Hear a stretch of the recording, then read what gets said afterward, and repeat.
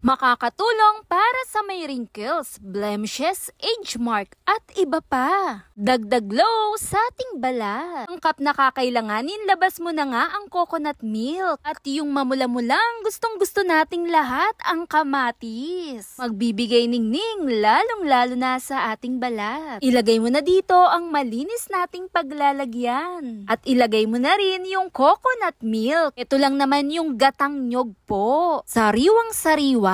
Napakaganda rin pala ng dala nito. Pagkalagay mo nga ng coconut milk, sunod mo naman ang ating kamatis. Ikat mo nga lang ito sa pabilog lamang, 2 piraso ang kakailanganin natin. Dating naman talaga sa kamatis, alam nating lahat maganda talaga yan sa ating kutis. Dahil sobrang dami rin itong benefits, lalong-lalo na para sa atin. Pagkatapos ko nga itong ikat sa pabilog lamang, heto na nga po ang itsura nito. At ilagay mo po yan doon sa coconut milk. Babad mo po ng 15 to 10 minutes, pwedeng-pwede na po yan. Para na rin masipsip ang pinakakatas nito. At kung mapapansin nyo po, hindi ko na to kinatasan, dinerecho ko na lang yung 2 piraso dito mismo sa coconut milk natin. At hayaan mo nga muna itong ibabad dyan. Maya-maya, pwedeng-pwede nang gamitin yan. Makakatulong, alisin din talaga yung mga wrinkles sa ating mukha. Nagdudulot ng dagdag na glow, lalong-lalo na sa ating balat. Dahil pagdating sa kamatis, naglalaman to ng mataas din talaga na level. Dahil ibang level din talaga pagdating sa kamatis. Sobrang pampaganda rin talaga para sa atin. Pagkababad mo nga ng 15 minutes, pwedeng-pwede mo na yan, iscrub mo na po sa iyong mukha.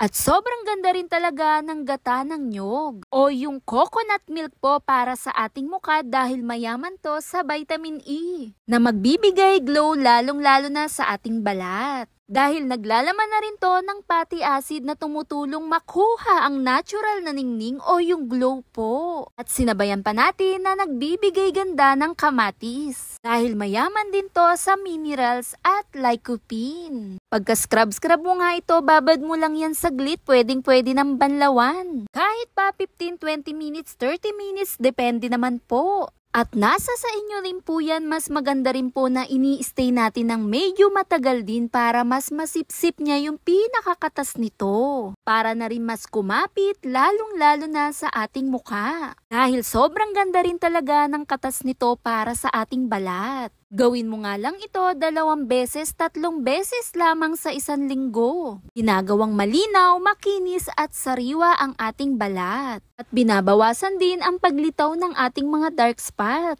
Sobrang ganda rin talaga ng resulta, makakatulong din to lalo na sa may acne at blemishes. Gas na pangpalinis din talaga ang dala nito. Nagbibigay moisturizer din sa ating balat. Makakabawas sa itsura ng mga wrinkles. Yun lang, follow for more. Bye!